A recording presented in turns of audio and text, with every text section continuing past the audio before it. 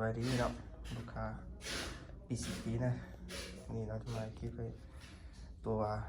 กระบอกปืนหนึ่งเนาะต็อกติโกเนาะอันนี้ต็อกติโกประกอบให้ลูกค้าได้คิดมือไม้เก็บเสียงแอมบิกาดีกุลเนาะทางกลับมอนเนาะเป้าเป็ดแบนเนอร์กล้องบิดเอเรา40 เส้นตะโกตัวนี้ลูกค้าเขาจะเอาถ่ายแบบนี้เนาะชอบแบบนี้เนาะมันหน่อยสบายดีเนาะเอาไปเบาๆนะพับมาได้เนาะ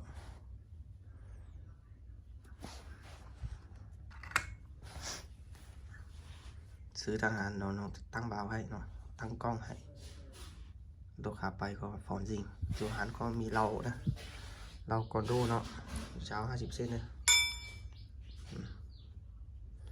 กับเรา FX เนาะบอดี้ย้อนเนาะเรานี่ยาว40 เส้นเนอะหรือเรานี่ฐานมี40 50มีหมดเนอะอันนี้ก็เก็บเสียง FA5 เนาะเพิ่งออกมาใหม่ๆอันนี้เงียบ 90% เลยเนาะความเงียบมาลูกค้าสนใจก็ทักเข้ามาทางเบอร์แอปของน้องนี่นะ020914784 เด้อช่วงฮันเราก็มีกอนโดเนาะกอนโดก็มีเด้อถ้าลูกค้าสนใจก็เสียเข้ามาหาถ้าลูกค้าคนไหนก็ชอบเก็บเสียงตัวนี้ก็ใส่ยันเต็กก็ได้เด้อใส่ยันเต็กเข้าไปก็ได้เด้อถ้าแบบชอบเก็บเสียงตัวนี้ก็ใส่เก็บเสียงตัวนี้เข้าไปลูกค้าชอบแบบไหนก็ตัวเข้ามาเบอร์ของน้องเลยแจ้งมาเลยเนาะเอาเป็นไหนน้องจังประกอบให้แบบตามใจลูกค้าได้นะเราไปกับปืนนี้เป็นเราพอดีก็เนาะเราดีน้องใส่เข้าไปให้เด้อ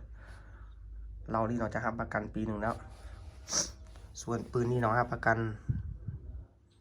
เนาะน้องรับประกันอยู่เนาะค่าแบบรับประกันตรงแบบว่า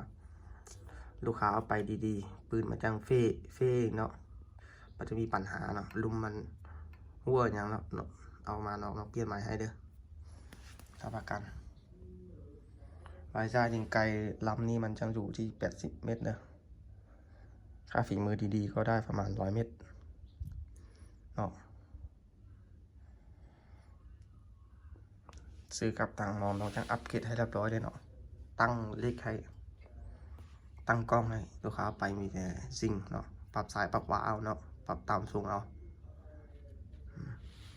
ชอบแบบไหนก็แจ้งเข้ามาเบอร์โทรนี่เลยเนาะ